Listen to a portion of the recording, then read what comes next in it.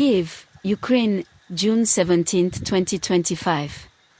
At exactly 12:06 a.m., air raid sirens shattered the silence of a warm summer night in Kyiv. Within moments, the sky lit up with flashes of red, white, and orange as hundreds of Shahed 136 Iranian-made drones and Kalib cruise missiles crossed the horizon. What followed was the largest coordinated assault on Ukrainian soil in nearly a year, plunging the capital and several other cities into a terrifying inferno of explosions, chaos, and grief. Small airplane, a night of unrelenting violence. According to the Ukrainian armed forces, Russia launched over 175 drones from multiple directions, including occupied Crimea and Belarus. 14 cruise missiles launched from ships in the Black Sea. Several Iskander-M ballistic missiles, designed to destroy deep bunker targets. And at least 3 Kinzhal hypersonic missiles, nearly impossible to intercept. The strikes focused heavily on Kyiv, but also battered Kharkiv, Dnipro, Odessa, Mykolaiv, and Lviv. In Kyiv alone, 27 key locations were hit. Apartment complexes, a children's hospital, and a kindergarten were obliterated. Entire streets were left in darkness as power stations and water supply facilities were damaged. Understanding the human cost. As dawn broke, rescue workers dug through crumbled buildings with their bare hands. The death toll quickly rose. 15 confirmed dead in Kyiv, including a 62-year-old American aid worker. 114 people injured, many critically, with burns and shrapnel wounds. 3 children were among the casualties, including a 6-year-old girl who died in her mother's arms. Eyewitnesses described an apocalyptic scene. Marina Holob, a nurse from the Donetsky district, said, "The glass shattered. I couldn't hear anything for 2 minutes. Then I saw smoke, people running, a boy with half his face burnt. I'll never forget it." In Odessa, a fuel depot was struck, causing a fireball that lit up the night sky. In Kharkiv, multiple residential blocks were hit, 5 were killed there, including a pregnant woman. Satellite antenna. Ukraine's defense under pressure. Ukraine's air defense system, including IRST, NASAMS, and Patriot missiles, managed to shoot down most of the drones and several missiles, but the saturation of attacks was overwhelming. General Sahinoev, head of Ukraine's Joint Armed Forces, stated, "We are doing everything possible, but we need more, faster."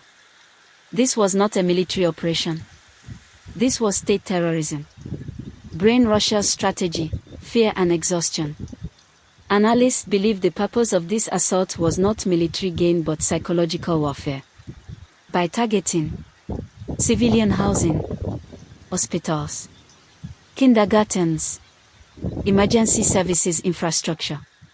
The Kremlin hopes to wear down the Ukrainian population's spirit and send a message to the West. A top NATO intelligence report described the strike as a deliberate escalation to coincide with the G7 summit, where Ukrainian President Zelensky would be pleading for more support. Firecracker G7 summit, Zelensky's plea to the world. Appearing virtually before the G7 leaders in Canada, President Volodymyr Zelensky gave an emotional address just hours after the attack. With a black background and weary eyes, he said, "Russia is testing your limits. They believe the West will eventually tire of us. But we are still standing. If you want to stop this war, we need your strength now, not later." He called for an urgent delivery of F-16 jets promised months ago. Expanded air defense coverage to shield urban areas. More sanctions on Russian energy, and a global ban on Russian oil tankers. The official designation of Russia as a state sponsor of terrorism. Globe showing Europe, Africa, NATO on high alert.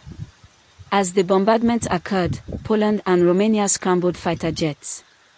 NATO airspace was nearly violated as some drones flew close to border regions.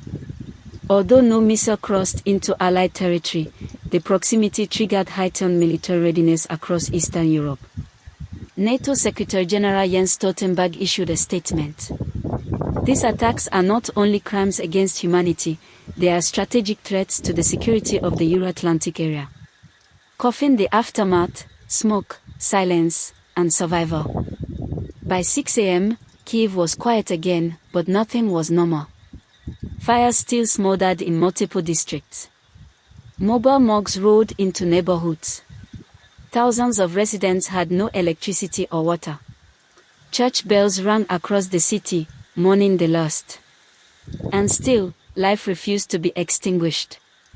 In one of the most touching moments, a baby boy was born in an underground shelter, minutes after the last missile exploded nearby.